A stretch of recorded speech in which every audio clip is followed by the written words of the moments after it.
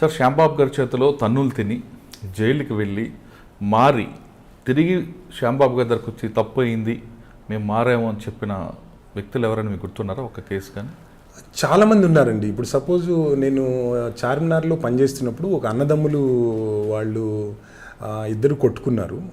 కొట్టుకున్న తర్వాత చాలా అంటే దాదాపు 32 స్టాబింగ్స్ వరకు అయినాయి అట. చాలా రోజుల నుంచి కేసు నడుస్తుంది. ఆ ట్రయల్ నడుస్తున్నప్పుడు నేను సొంత అన్నదమ్ములు కేసులు కొట్లాడటం ఏంటి, వాళ్ళు ఎందుకు ఇట్లా ఒక రక్తం ఒక తల్లికి పుట్టిన వాళ్ళు ఇట్లా ఎందుకు ఉంటున్నారని కొద్దిగా టైం ఇచ్చి ఒక 6-7 గంటలు వాళ్ళతోటి మాట్లాడటం జరిగింది. సో ఒక చిన్న మిస్అండర్స్టాండింగ్ని దాన్ని పాపం కౌన్సిల్ చేసుకోలేక సరైనటువంటి సలహాలు తీసుకోలేక వాళ్ళల్లో కోపాలు ఎక్కువైపోయి వాళ్ళిద్దరు కొట్టుకున్నారు. కొట్టుకున్న తర్వాత అంటే కొట్టుకోవడమే కాకుండా కత్తులు పెట్టి పొడుచుకోవడం జరిగిందనమాట. లక్కీగా బ్రతికారు. ఆ కేసు నడుస్తుంది.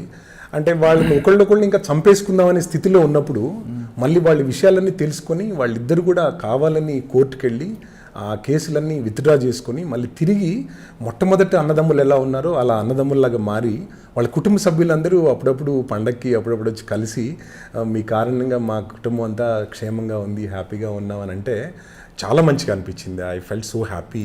అంటే మీరు చెప్తున్న కేసు అన్నదమ్ముల మధ్య విభేదాలు ఒక రక్త సంబంధికుల మధ్యన వచ్చింది కాబట్టి చిన్న పొరపచ్చులు మీరు కౌన్సిలింగ్ చేశారు, మారారు. కానీ కరుడుగట్టిన నేరస్తులు ఉంటారండి, అటువంటి వాళ్ళలో మీరు మీ చేతులు ఇంట్రాక్షన్ అయ్యి తర్వాత మీ వల్లే మారిన వాళ్ళు గుర్తున్నారా? ఉన్నారండి. ఒకటి లంగర్ హౌస్లో నేను హుమాయూన్ నగర్లో పోలీస్ స్టేషన్లో పనిచేసేటప్పుడు ఒక అతను చాలా నటోరియస్గా మర్డర్ చేశాడు. అంటే అతనికి పర్సనల్గా ఎనిమిటీ ఉంది. ఒక అమ్మాయిని ఏదో ఫ్రెండ్షిప్ లాగా ఉండి దాని తర్వాత ఇక్కడికి మనకి హైదరాబాద్ అంతా వాటర్ వస్తుంది. అది కొంచెం చెప్తే ఇక మీకు కూడా బాధ అనిపిస్తుంది. ఈ సాగర్ నుంచి మనకి వాటర్ వస్తుంది, ఉస్మాన్ సాగర్ నుంచి. ఆ కాండ్యూట్లో మధ్యలో ఒక ఓపెన్ చేసేసి ఆ 14 ఫీట్లు ఉంటుంది అది నీళ్ళు వచ్చేది మనకి. మన ఫిల్టర్ బెడ్స్ అని ఉంది, ఆసిఫ్ నగర్ ఫిల్టర్ బెడ్స్ అని మనకి ఆర్మీ ఏరియాలో ఉంటుంది. ఆ ఏరియాలో అతను చిన్నగా అతను ప్రైవేట్ పార్ట్స్ కట్ చేసి ఒకసారి వేసాడు, కాళ్ళు కట్ చేసి ఒకసారి వేశారు. మనిషి చనిపోలేదు, తర్వాత చేతులు కట్ చేసి ఒకసారి వేసేసారు. తర్వాత లాస్ట్లో అతను చనిపోయిన తర్వాత కక్ష తీరక మన హెడ్ని ఒక బౌల్డర్ తోటి పగలగొట్టి దానిలో ఉన్న బ్రెయిన్ అంతా తీసి గోడలకు రాశాడు. తర్వాత వాటర్లంతా అది మిక్స్ చేశాడనమాట. దాని తర్వాత దాన్ని ఇక మీకు తెలుసు కదా, ఇంపార్టెంట్ కేసు అనే వరకు నాకే చెప్పారు అక్కడ. సో వాడిని పట్టుకొచ్చిన తర్వాత చాలా ఇబ్బంది పెట్టాడు. దాని తర్వాత మళ్ళీ అతను చాలా ఇట్లా నేరం జరిగిన తర్వాత అంత కసి వాడి మీద కసి అంటే ఇతను ఫ్రెండ్ ఎవరైతే ఉన్నారో అతనికి ఫ్రెండ్గా మారింది. ఆమె దగ్గరికి ఇతను వెళ్లకుండా ఉండాలి, అతన్ని ఇట్లా చేయాలని చాలా దారుణంగా దాన్ని మళ్ళీ ఆ డెడ్ బాడీని తీయటానికి కూడా ఈ ఫ్లష్ అంతా మిక్స్ అయిపోయి వాటర్లో ఆ ఫిల్టర్ బెడ్స్లో అది మన జల్లెడు ఉంటుంది, ఆ జల్లెడు మీద ఉంటే ఒక్కొక్క బోన్ అట్లా చేసి మేము ఒక బాడీని తయారు చేయాల్సి వచ్చింది అది.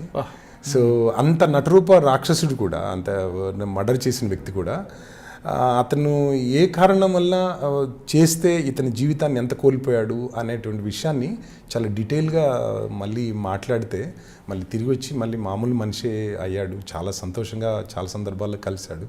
ఇప్పుడు కూడా చాలామంది రౌడీస్ వీళ్ళు సార్ నేను మంచిగా ఉన్నాను, హ్యాపీగా ఉన్నాను, బాగానే ఉన్నాను, నా పిల్లలు బాగా చదువుకుంటున్నారు, తర్వాత నేను మా అమ్మ నాన్న మంచిగా ఉన్నారు అని చెప్తున్నప్పుడు చాలా మంచిగా అనిపించింది. కాకపోతే ఏంటంటే అతను ఆవేశంలో చేసినటువంటి నేరాలు ఏవైతే ఉన్నాయో వాటిలో ఎక్కడ పొరపాటు జరిగిందనేటువంటి విషయాన్ని ఐడెంటిఫై చేసి వాళ్ళని కౌన్సిల్ చేసేవాళ్ళు ఎవరు దొరక్క, అంటే క్షణికావేశాలు ఇవన్నీ కూడా న్యాచురల్గా ఆల్మోస్ట్ చాలా నేరాలు క్షణికావేశాలతో ఉంటాయి. వీలైనంత వరకు ఈ మన లేడీస్ తోటి కానీ తర్వాత ఆర్థికంగా కానీ లేకపోతే ఈ ఆస్తుల పరంగా కానీ సెక్స్ లేదా డబ్బు ఉంటుంది అంతే. వాటిల్లో ఏంటంటే దీనికంటే అబౌవ్ నీ లైఫ్, తర్వాత నీకు చాలా ఫ్యూచర్ ఉంది, ఈ చిన్న వయసులోనే నీ ఇది కోల్పోతే మిగతా జీవితం అంతా నువ్వు ఒక బ్రాండ్గా అయిపోయి నిన్ను సొసైటీ వేరే రకంగా చూస్తారు అనేది కొంచెం టైం తీసుకుని ఒక పోలీస్ ఆఫీసర్ కనుక చెప్పగలిగితే నిజంగా మంచి సొసైటీ వస్తుంది. తర్వాత మీరు బేగం బజార్ నుంచి నెక్స్ట్ ఎక్కడికి వచ్చారండి? బేగం బజార్ తర్వాత మళ్ళీ చార్మినార్ వెళ్ళాను. చార్మినార్ తర్వాత మళ్ళీ ఎస్ఆర్ నగర్ పోలీస్ స్టేషన్ వచ్చాను. చార్మినార్ మీకు బాగా గుర్తుండిపోయే సంఘటన అదొకటే ఉన్నట్లుంది అన్నదమ్ముల మధ్యన. ఉందండి. దాంట్లో ఇంకొకటి మంచి కేసు పట్టుకున్నాం. అంటే కానిస్టేబుల్స్ కింద ఆఫీసర్ని మోటివేట్ చేయటం కారణంగా ఎన్ని కేసులు మనం పరిష్కరించవచ్చు అనేది ఒక ఛాలెంజ్గా తీసుకున్నాము. ఇట్లానే ఒక కేసు, మర్డర్ కేసులో అక్యూజ్డ్ దొరకట్లేదని 30 సంవత్సరాల నుంచి పెండింగ్ ఉంది. నా దగ్గర ఒక కానిస్టేబుల్ ఉండేవాడు, మౌర్య అని. ఆయన్ని పిలిచి ఒకసారి మాట్లాడి, మౌర్య వీళ్ళందరూ మరి ఇంకా దొరకట్లేదని అంటున్నారు, మరి దీనిలో ఏదన్నా సాధించాలి మనం అని చెప్పి ఒక చిన్న చిన్న ఆధారాలు తీసుకొని 30 సంవత్సరాల తర్వాత మర్డర్ చేసిన వ్యక్తిని కర్ణాటక నుంచి పట్టుకొచ్చినాం. 30 సంవత్సరాల తర్వాత అతనికి సంబంధించి 30 సంవత్సరాల కింద అతని ఫోటో లేదు, ఏం లేదు, చిన్న ఆధారాలు. ఇందాక చెప్పాను కదా, ఒక చైన్లో ఉన్న ఒక్కొక్క పూస మనం యాడ్ చేసుకుంటేనే చైన్ అవుతుంది అనమాట. అంటే కొంతమంది ఏంటంటే కొంత జర్నీ వెళ్ళిన తర్వాత కొంచెం నిరుత్సాహపడతారు. తర్వాత పై అధికారులు కూడా ఇంత టైం పడుతుందని చెప్పేసి అని కొంచెం ఇబ్బంది కలుగుతుంది అనమాట. ఇదంతా కూడా పై అధికారులు మాకు పేషెన్స్ తోటి మమ్మల్ని వీళ్ళు సాధిస్తారు అనే నమ్మకం వాళ్ళకు ఉండబట్టే మాకు అంత టైం ఇచ్చారు. మీరు చెప్పిన చార్మినార్ కేసులో ఒకసారి లీడ్ చెప్పండి. 30 సంవత్సరాల అతను అంటే మన మహబూబ్కి మెహందీ అని ఉండేది, ఆ గల్లీలో ఉండేవాడు అతను. ఏదో కొంచెం దీంట్లో ఒక లేడీని చంపేసిన తర్వాత అక్కడి నుంచి ఇల్లు ఖాళీ చేసి వెళ్ళిపోయారు. దాని తర్వాత అరెస్ట్ కూడా కాలేదు, ఎక్కడ ఏమైందో కూడా తెలియలేదు. దాని తర్వాత చిన్నగా అసలు అప్పుడు ఎవరు ఉండేవాళ్ళు, ఆ పెద్ద మనుషులు ఎవరైతే ఉన్నారో ఆ చుట్టుపక్కల ఉన్న వాళ్ళ దగ్గరికి, పెద్దవాళ్ళ దగ్గరికి వెళ్ళి మాట్లాడినప్పుడు ఆ రోజు ఇక్కడ ఉండేవాడు ఆయన, పిల్లలు ఇంతమంది, ఆయనకి ఇంతమంది పిల్లలు అని చెప్పేవాళ్ళు అనమాట. అప్పుడు కూడా మీరు మారువేషం లేను, డైరెక్ట్గానే పోలీస్ అని తెలిసి వాళ్ళకి కాస్త ఓల్డ్ ఏజ్ ఉన్న వాళ్ళ దగ్గరికి వెళ్ళేవాడిని అనమాట. ఎక్కువ వాళ్ళకి పాపం వాళ్ళని పిల్లలు సరిగ్గా చూడకపోవడం ఇట్లాంటివి ఉండే వాళ్ళలో టైం ఉన్నప్పుడల్లా వాళ్ళ దగ్గరికి వెళ్ళి మాట్లాడి, నేను మీ పిల్లోడినే, మీకు ఏమైనా అవసరం ఉంటే నాకు ఇబ్బంది లేకుండా కాల్ చేయండి, ఏ అవసరం ఉన్నా నేను వస్తాను, లేకపోతే మా వాళ్ళు అందరూ పోలీసు వాళ్ళు ఉన్నారు, మీకోసం మేము ఉన్నాం కాబట్టి ఏదన్నా అవసరం ఉంటే మాత్రం చెప్పండి అని చెప్పేవాడిని. ఆ నమ్మకంతో వాళ్ళు ఏం చేసామంటే ఆయనకి ఇంతమంది పిల్లలు ఉండేవాళ్ళు, తర్వాత ఇంతమంది చెల్లెళ్ళు ఉండేవాళ్ళు. అంటే అందరూ ఒకటేసారి ఊర్లు ఇడిచిపెట్టి వెళ్ళిపోరు కదండి, ఒకళ్ళు ఇక్కడ ఉంటారు, ఒకళ్ళు అక్కడ ఉంటారు. అట్లా చిన్న ఆధారాలతో మెల్లమెల్లగా కలెక్ట్ చేసుకుని పలానా చోట ఎక్కడో అది మన కర్ణాటకలో ఎక్కడో పనిచేస్తున్నాడు అని తెలిస్తే అక్కడికి వెళ్ళి నేను అన్ని చెప్పాను, నువ్వు పోలీసు వాళ్ళలాగా వెళ్ళొద్దు, అక్కడికి వెళ్ళిన తర్వాత మనకేం పెద్ద ఇదేం లేదు, న్యాచురల్గా అక్కడ ఊర్లో వాళ్ళలాగా ఎవరితోనే ఫ్రెండ్షిప్ చేసుకుని ఇక్కడ నుంచి కొత్తగా వచ్చిన వాళ్ళు ఎవరున్నారు, కొంతకాలం క్రిందట వచ్చిన వాళ్ళు ఎవరున్నారు, అట్లా ఒక గైడెన్స్ లాగా ఉండేదన్నమాట. వాళ్ళని కూడా తొందర పెట్టేవాళ్ళం కాదు, అప్పుడప్పుడు ఫోన్ చేసి మాట్లాడుకుంటూ వాళ్ళు ఇన్ఫర్మేషన్ ఏదైనా వస్తే దాన్ని ఫర్దర్గా ఏం చేయాలనేది గైడెన్స్ చేసుకుంటూ ఉండేవాళ్ళం అనమాట. 30 years తర్వాత అతను తీసుకొస్తే ఆల్మోస్ట్ 40 yearsలో అతను మర్డర్ చేశాడు, 30 yearsలో 70 years ఓల్డ్ అయ్యాడు ఆయన ఇప్పుడు నేను ఏం సార్ అది ఇది అని అంటే కూడా చట్టం ఎంతకాలం అయినా వదలదు, నువ్వు ఎప్పుడు నేరం చేసినా చట్టం నీ వెనకాల వస్తుంది, అది అందుకనే నేరం మాత్రం చేయకూడదు, నేరం చేసిన వాళ్ళు వదిలిపెట్టే ప్రశ్నే లేదు. ఇప్పుడు నువ్వు మంచోడు అయి ఉండొచ్చు, బట్ నువ్వు నేరం అంతకుముందు చేసావు కాబట్టి దానికి చట్ట ప్రకారంగా నిన్ను అరెస్ట్ చేయాలి. 30 సంవత్సరాల తర్వాత 30 సంవత్సరాల తర్వాత కేసుని మీరు బ్రేక్తో తీసుకొచ్చారు. ఆయన అప్పటికే 70 సంవత్సరాల ముసలోడు, చట్టం తన పని చేసుకుపోతుందని తీసుకొచ్చారు. కానీ మీ ఐఓ అంటే మీ పైన ఆఫీసర్ జూనియర్ వచ్చావు, నువ్వేంట్రా కేసులు చేస్తున్నావు అని ఆయన ఏమైనా ఇబ్బంది పడలేదా? కొద్దిగా ఉంటుందండి. అంటే ఇప్పుడు దాంట్లో ఒక దశరథ్ అని రౌడీ షీటర్ ఉన్నాడు, అతను ఒక హెడ్ కానిస్టేబుల్ కొడుకు. చార్మినార్లో నేను పనిచేస్తున్నప్పుడు సీనియర్ ఆఫీసర్స్ ఈ సెక్టర్ వైజ్ ఉండేది అక్కడ. ఆ కన్సర్న్ సెక్టర్ ఎస్ఐ పట్టుకురాలేకపోతే అప్పుడు మన సార్ ఏసీపీ గారు నన్ను పిలిచి చెప్పారనమాట. చెప్తే వాడిని పట్టుకోవడానికి వెళ్ళేటప్పుడు కొంచెం ప్రమాదం అని తెలుసు, అతను కొంచెం ఎప్పుడు వెపన్స్ తోటి ఉంటాడు, తర్వాత ఇదన్నీ ఉండదని తెలిసి ఇంకా అతన్ని కొంచెం డిఫరెంట్గా ప్లాన్ చేస్తే ఒకసారి ప్లాన్ చేసినప్పుడు మేము ఇంటి చుట్టూరు ఉన్నాము, ఆ టిన్ షీటు పగలగొట్టేసి పైనుంచి దూకి వెళ్ళిపోయాడు. ఓకే, అదొక లెసన్ అయింది మాకు. దాని తర్వాత అతని మీద కొంచెం నాకు కూడా సీరియస్నెస్ అనిపించింది, ఎప్పుడు ఫెయిల్ కాకూడదు అట్లా. అయితే అఫ్కోర్స్ బట్ ఒక చోట ఫెయిల్ అయ్యాడు మనిషే కాబట్టి ఎక్కడో చోట తిరుగుతుంటాడని హైదరాబాద్లో అంటే మన చార్మినార్ ఏరియాలో అగర్వాల్ స్కూల్ అని ఒకటి ఉంది.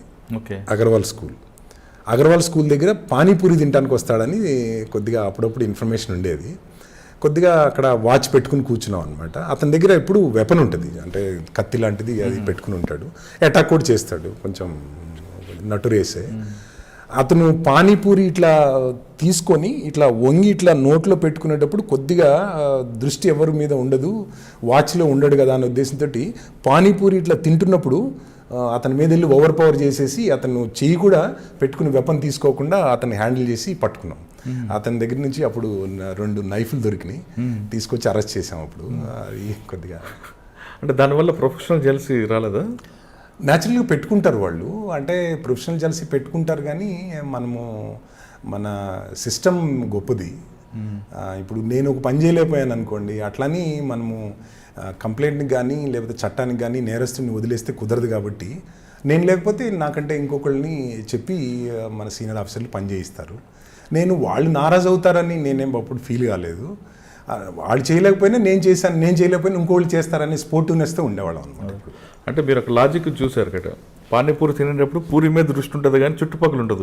అంటే బాగా ఎలర్ట్గా ఉండేవాడు అతను, బాగా ఎలర్ట్గా ఉండే. ఎందుకంటే పోలీసులో ఆల్రెడీ దెబ్బతిన్నాడు, పోలీసు వెంటాడుతున్నారని తెలుసు, నన్ను పట్టుకోవడానికి ఎప్పుడు వస్తారని కూడా తెలుసు అతనికి. ఒక్కడే వచ్చాడు ఆ రోజు కూడా. అంటే అతను ఏం చేసేవాడు అంటే అండి, చాలా టూ మచ్గా చేసేవాడు. అగర్వాల్స్ లేడీస్ వాళ్ళందరినీ కూడా బాగా థ్రెటన్ చేసి, ఎవరు కూడా లేడీస్ కంప్లైంట్ కూడా ఇచ్చేవాళ్ళు కాదు. కొంచెం నేను రేప్ చేస్తాను, అది చేస్తాను, మీ ఆయన చంపేస్తాను, మీరు డబ్బులు ఇవ్వకపోతే అది చేస్తాను, ఇది చేస్తాను అనేవాడు అనమాట. దశరథ్ అతని పేరు. దాని తర్వాత ఇప్పుడు మళ్ళీ షిఫ్ట్ అయ్యి పానీపూరి బండి దగ్గరికి ఒక్కడే వచ్చాడు, ఇంకెవరు లేరా? ఇంకెవరు లేరు, ఒక్కడే వచ్చాడు. పూరి కోసం వచ్చాడు, అట్లా తలకాయ అట్లా ఉంచుకున్నాడు. అంటే కామన్ సెన్స్ అది న్యాచురల్గా. ఇప్పుడు ఏంటంటే ఎదుటి వ్యక్తిని మనము ఆర్మ్స్తో ఉంటాడు, అతనికేమో మనం శత్రువులం కాదు.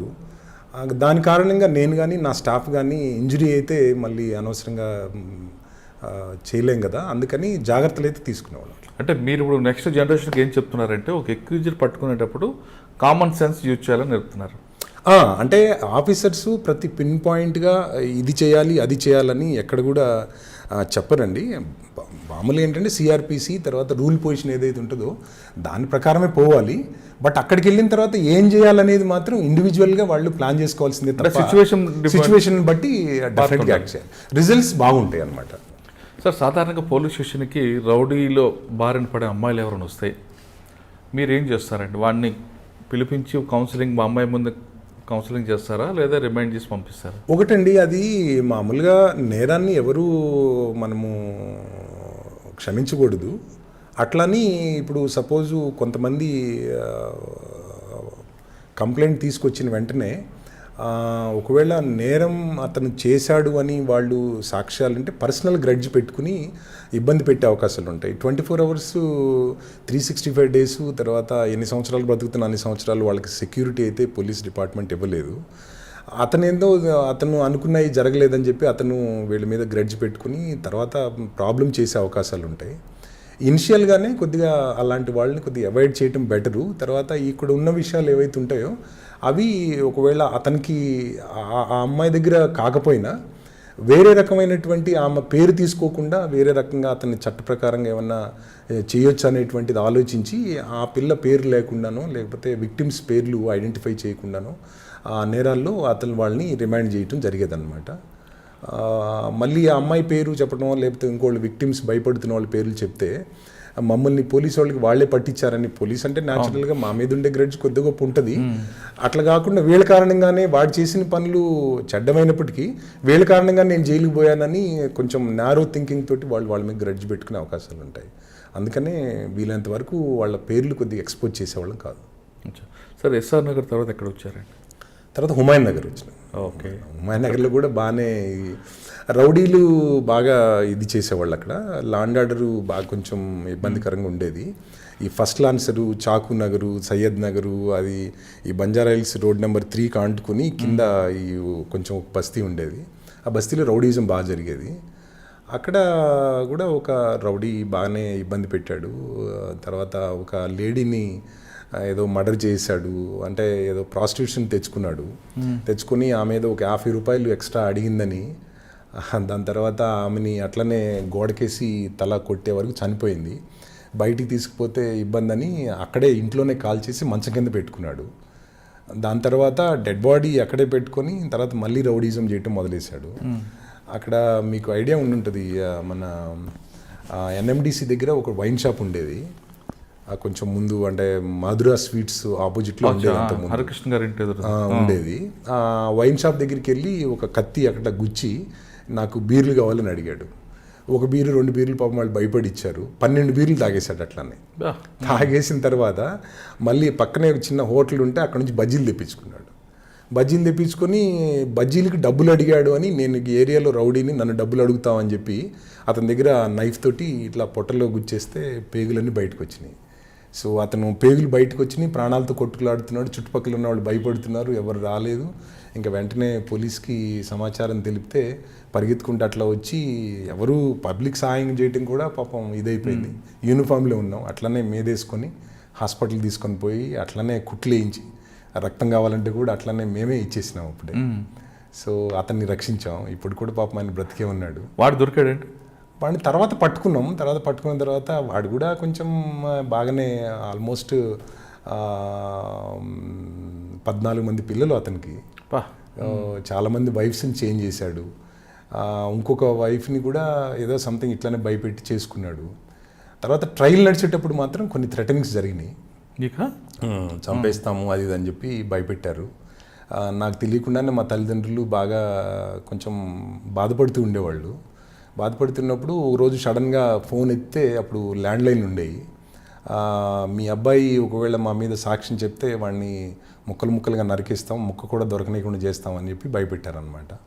అప్పుడు ఈ విషయాన్ని మా సీనియర్ ఆఫీసర్ల దృష్టికి తీసుకెళ్ళాం. అప్పుడు ఉమేష్ షరాఫ్ సార్ ఉండే, సార్ బాగా కొంచెం ఎంకరేజ్ చేస్తుండే.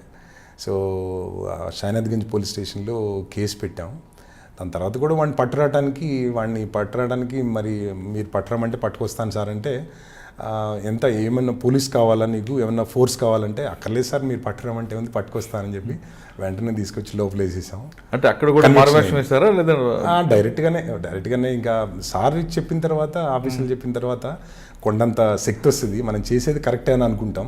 కానీ అతనికి ఏంటంటే పర్సనల్గా ఇంటి వరకు వెళ్ళి తర్వాత తల్లిదండ్రుల్ని వాళ్ళని భయపెట్టే పరిస్థితి ఏర్పడినప్పుడు కొంచెం మానసికంగా బాధ అనిపించింది. అంటే నేను చేసేది ఎటు తిరిగి నేను అనుభవించాలి, తల్లిదండ్రులు నా గురించి పాపం వాళ్ళు భయపడకూడదు అనేటువంటి బాధ అనిపించింది అనమాట.